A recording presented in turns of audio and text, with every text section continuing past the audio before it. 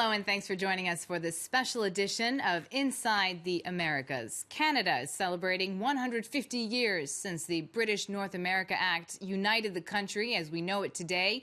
But as commemorative events have taken place throughout the year nationwide, the Indigenous community has a very different take on Canada's history, which they say actually spans some 14,000 years. The country's 1.4 million Aboriginal people face higher levels of poverty and violence, as well as shorter life expectancies than the national average. This after centuries of mistreatment and so-called cultural genocide at the hands of settlers, then government policies. Prime Minister Justin Trudeau has acknowledged the, quote, humiliation, neglect and abuse they suffered. Indigenous women in particular continue to face systemic violence. Building trust between Native communities and the government is still a long way off. 500 kilometres northwest of Montreal is the Lake Simon Nature Reserve, home to the Anishinaabe community. There's 1,800 residents here and a long history of violence against women that's long been ignored. Elizabeth Papati was beaten and raped by her husband for years before she summoned the courage to tell someone. With help from Patricia, she's helping other women to break their own silences. It started with me. We don't talk much about it in the community. Instead, we go into the forest. We go there to speak about police brutality and sexual violence committed by the police. That's what I'm working on at the moment with women. Because when women suffer this abuse at the hands of authorities, it destroys their self-worth and their identity. A special unit has been set up in the reserve to help rebuild trust between the police and residents. Further afield in Quebec, a special commission has been launched to look at the relationship between Indigenous Canadians and public services.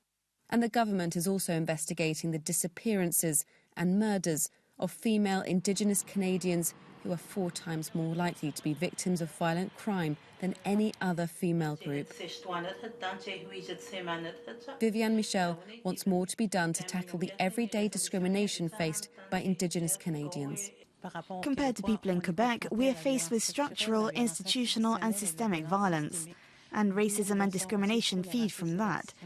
If, for example, we say that someone has gone missing, we're not taken seriously. We face that racism and discrimination because we're First Nation people. In front of a UN council, Canada's Prime Minister Justin Trudeau called the colonial politics of former governments shameful. But it's now up to Canadians themselves to work together to reconcile and rebuild social ties. Liberal politician Mark Miller is the first white elected deputy to learn how to speak Mohawk.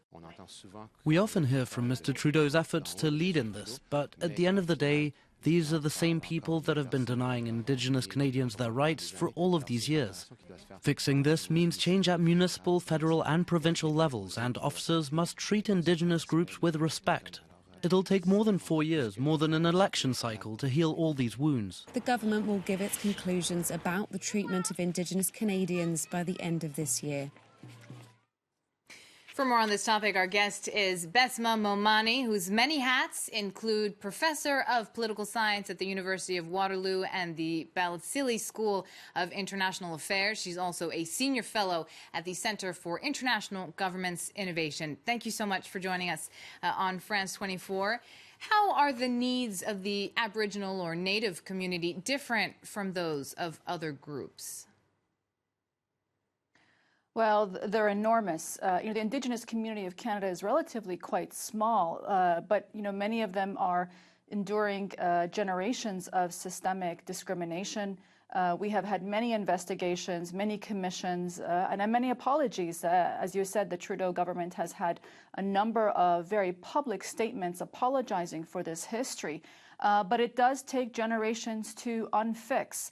In many ways, the Indigenous communities have been discriminated from jobs, to services, to justice, and it's going to take a very long time to root that out.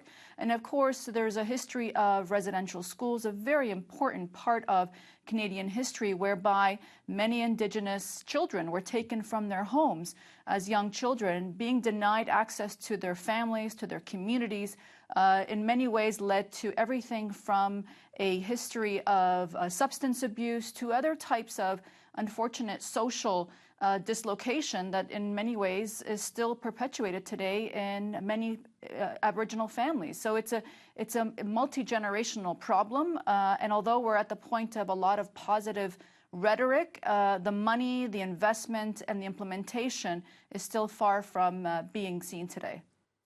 As Canada becomes more and more diverse and multicultural, at least in urban areas, some parts of the country are seeing a rise in hate groups. That's the case in Quebec, from where our correspondent sent this report. This is an unprecedented event on the border between the United States and Canada.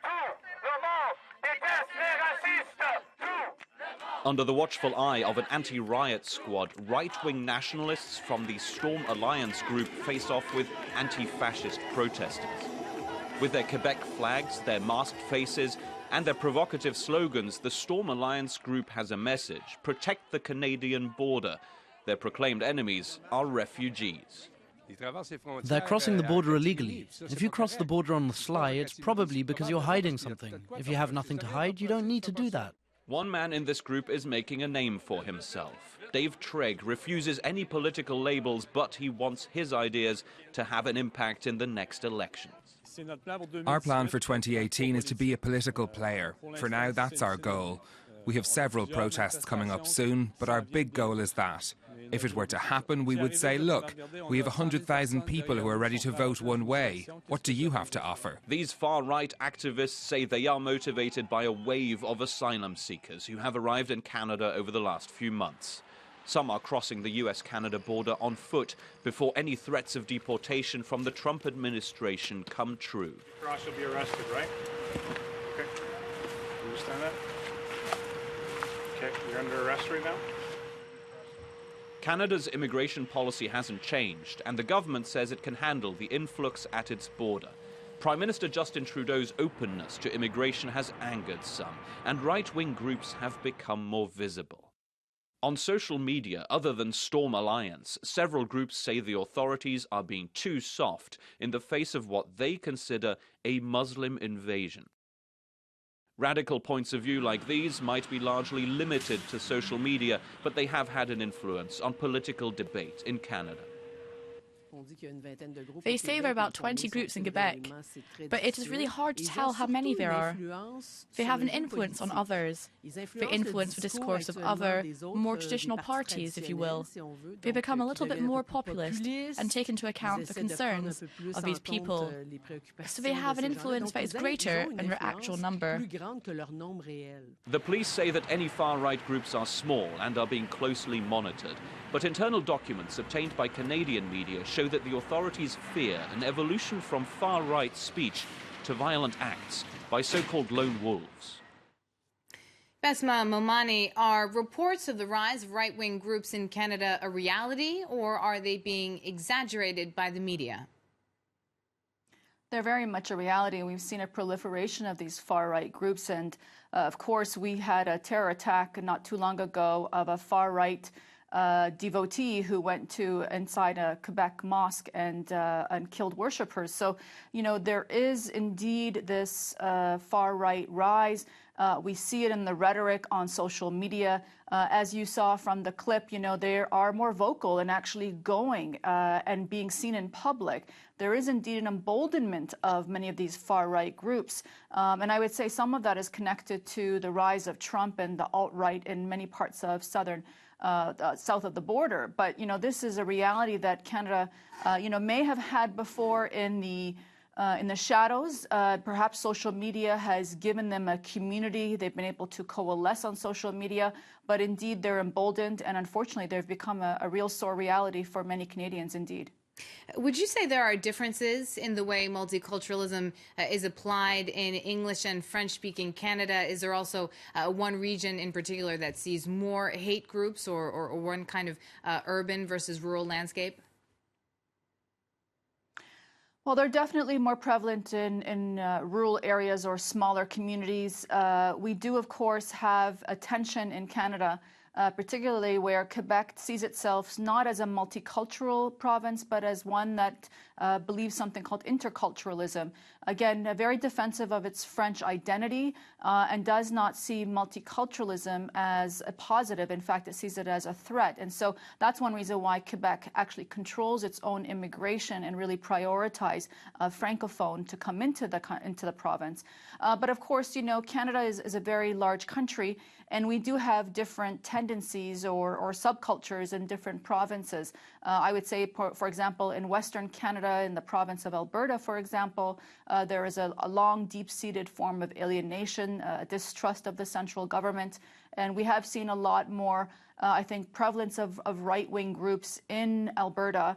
And that, of course, is partly because they're not used to having more immigrants come to that province. And they also have, again, a great suspicion as to what is the goal of the central government in proposing more and more immigration, which have been going up and will continue to go up in the next 10 years. Now, as Canada celebrates its 150th anniversary and as Justin Trudeau increases the quota for refugee arrivals, would you say Canada's multicultural policy has been a success?